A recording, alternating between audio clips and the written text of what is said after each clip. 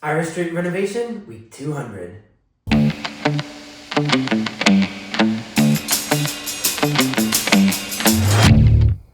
On Thursday, I'm installing the first insulation and drywall in the garage. It's going to be hard to insulate around the garage door, so I fill the header with a 1.5-inch foam board to match the thickness of the 2x4 blocking before covering it with drywall. It's only R7.5, but it'll be better than nothing. On Friday, I continue drywalling the west wall by the garage door.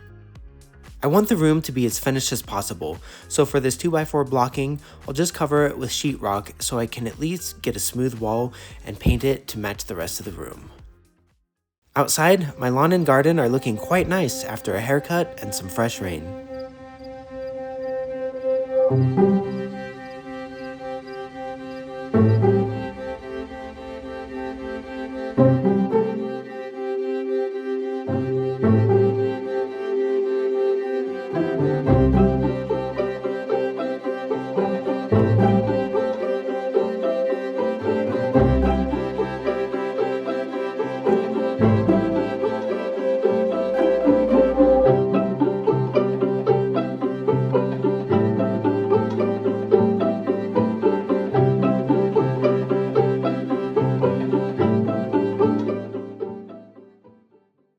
Saturday starts off with a bike ride around the front range before turning back to the garage. I need some 16-foot 2x6s for anchoring the ceiling drywall, and check out my little Ford Focus handling this cool as you please. Back at home, I refill my supply of smart connectors before heading to the shop. These 2x6s nest into the roof, so I cut them to match the pitch.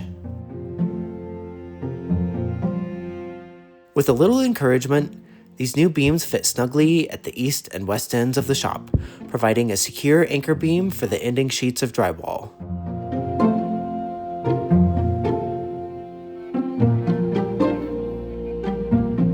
I continue cutting out the decorative trim drywall to fit around the existing garage door. There's a lot of hardware and bolts to work around, so this process takes a minute. Once cut, a few screws hold it in place.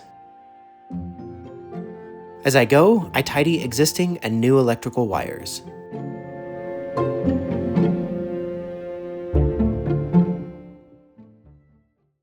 On Sunday, I work on framing the south wall.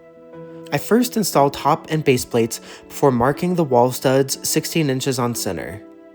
Given the slope of the concrete floor, I'll need to cut each vertical member to a custom length.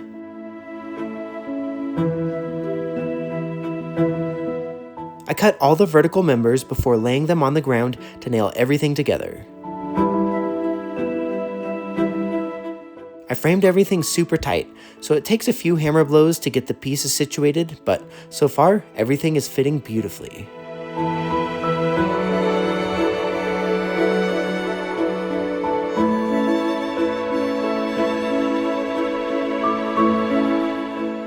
Last but not least, I framed the last section of the south wall, which is the quickest and easiest due to its simple layout.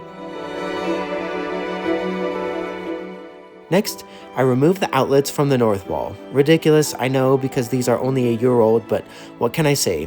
They're in the way of framing, and I want to do this right. Besides, I can still reuse the wires and the hardware. I start the north wall in the usual fashion, with pressure-treated base plates secured to the floor with construction adhesive and anchor bolts. A few pieces require notches to accommodate electrical conduit to the basement that cannot be moved. Since these aren't load-bearing members, there's no problem notching them out.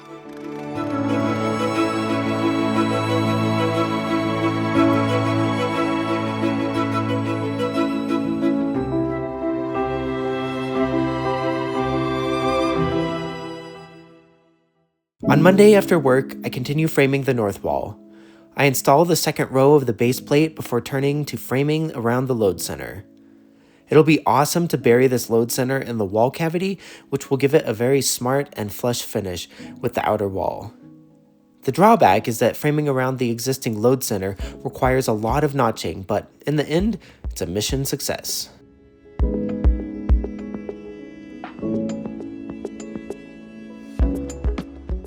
On Tuesday after work, I finished framing the north wall.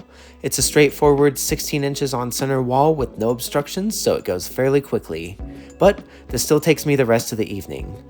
It's been a long week of framing, but by the end of the week, the ceiling and the walls are completely framed, which means I can start the electrical wiring next week. I really like wiring because it's a step where you can paint your vision for a space through hammering in gang boxes at the desired locations and marking them with the circuits and voltages required. This shop will have lots of 20 amp and 30 amp 240 volt plugs for big woodworking machinery, and I'm really excited to start laying that out. Anyways, that's a wrap for week 200. Thanks for tuning in, and until next week, happy framing.